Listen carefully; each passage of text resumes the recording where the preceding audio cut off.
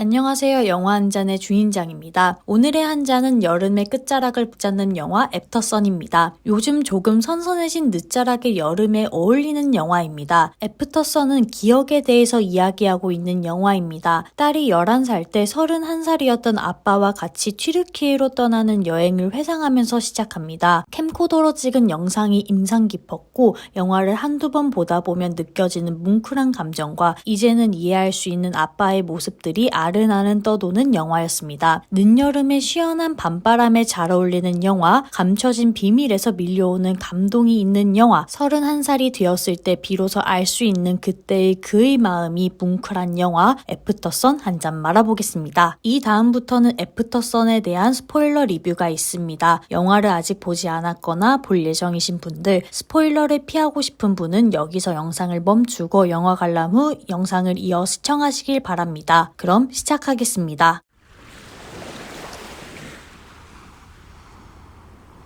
영화의 시작은 캠코더의 영상으로 시작합니다. 31살이 된 딸은 20년 전에 캠코더를 찾아서 영상을 보며 기억을 회상합니다. 따라서 이후의 내용은 실제 있었던 일인지 아니면 딸의 회상인지 기억인지는 알 수 없습니다. 저는 딸의 회상이라고 생각하는 편입니다. 딸의 시점에서 많이 전개가 되었고 이는 객관적이라고는 볼 수 없기 때문입니다. 아빠와 딸은 튀르키예로 여행을 떠났습니다. 정황상 부부는 이혼을 한 것 같고 딸을 계약 전에 아빠와 함께 여행을 떠난 것 같습니다. 딸은 11살로 이제 막 사춘기로 접어들 나이입니다. 그렇다고 해서 막 사춘기인 것은 아니고 아직 아이와 사춘기로 접어드는 모호한 나이대라고 볼 수 있겠네요. 딸은 아빠와의 여행에서 즐거워 보입니다. 같이 수영장도 가고 이곳저곳을 여행하면서 긍정적으로 행동합니다. 여느 아빠와 비슷하게 딸에게 리액션을 하지만 자세히 보면 아빠의 행동은 어딘가 이상합니다. 아빠는 딸이 준비한 장기자랑에 같이 나가지 않고 딸만 혼자 나가게 한다던가 밤늦게 들어온다던가 같이 놀러간 아빠라는 점에서 어색하고 어딘가 핀트가 나간 행동을 합니다. 물론 이것조차 딸의 추측일 것입니다. 캠코더를 매개로 해서 보는 딸의 회상이기에 어렸을 때는 몰랐던 아빠의 행동이 20년이 지난 본인이 이해할 수 있게 되면서 해보는 추측인 것입니다.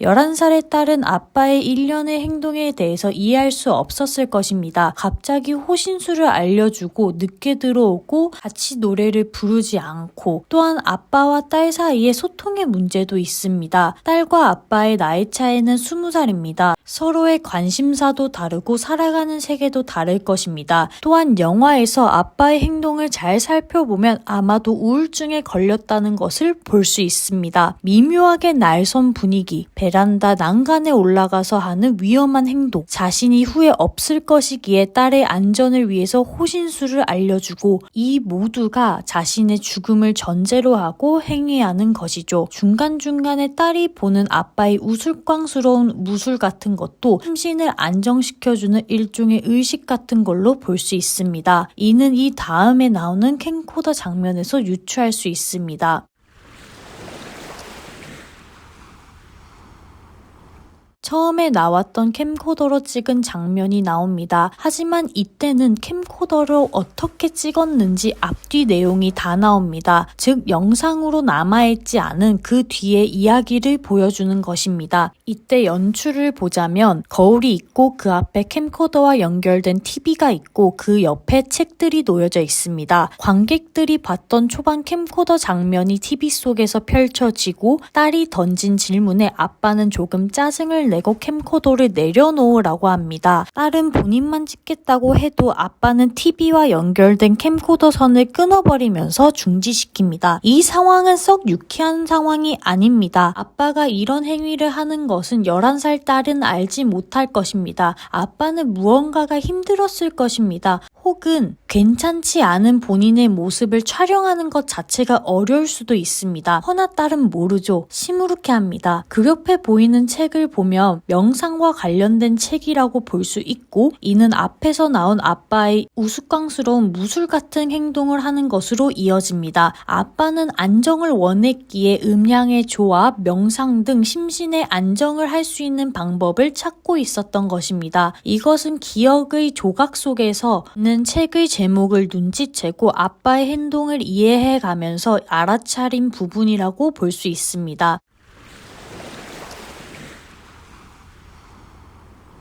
31살의 딸은 11살의 본인의 여행을 기억하면서 아빠를 이해할 수 있었을 것입니다. 이를 보여주는 것이 중간중간에 삽입되는 클럽 장면이라고 생각합니다. 클럽 장면은 중간중간 끊기면서 상상이라는 느낌을 줍니다. 이는 딸의 생각 속에서 아빠가 어떻게 작용되고 있는지 보여주는 걸 수도 있고, 혹은 마지막 장면으로 미루어 보았을 때 아빠의 자유공간이라고 볼 수도 있습니다. 추억의 흔적은 20년이 지난 후에도 아빠가 없음에도 불구하고 물질로서 존재합니다. 침실에 있는 카페드로서, 캠코더로서, 하다못해 기억으로. 그때는 알아차리기 할 수도 없었지만 이제는 알 수 있는, 그래서 밀려오는 뭉클함에 슬프기도 할 것이고 공감을 하며 그리워할 수도 있었을 것 같습니다. 아빠의 나이인 31살이 된 딸이 아빠를 그리워하며 돌아보는 그림자는 이제 볼 수 없지만 여전히 남아서 추억할 것입니다.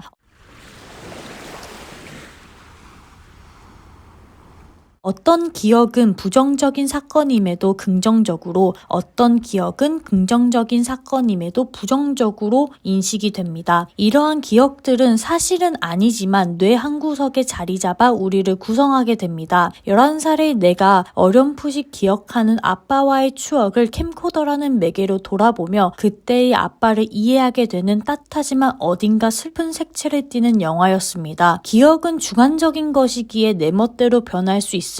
그렇기에 나이가 들면서 생각하는 기억의 형상이 조금씩 변하는 것은 이상한 것이 아니고 그냥 변화하는 것입니다. 따라서 시야가 넓어지기도 하고 바뀌기도 하며 생각이 깊어지는 것 같습니다. 기억이라는 것에 대해서 다시 생각해보는 영화, 내가 만약 아빠의 나이에서 나를 본다면 느껴졌을 것에 대한 뭉클해지는 영화, 이제는 기억으로서 존재하여 그리움만 남은 추억에 관한 영화, 애프터 선에 대한 한 줄 평은 어떤 기억은 추억이 되고 어떤 감정은 경험이 되듯이 이제 알아버린 그림자는 그립고 뭉클했다입니다. 잔점수는 10잔 중 8잔 원샷에 반샷을 추가하겠습니다. 여러분의 구독, 좋아요, 댓글은 큰 힘이 됩니다. 구독, 좋아요 눌러주시고 댓글로 생각을 알려주세요. 그럼 다음 영상에서 봐요. 안녕!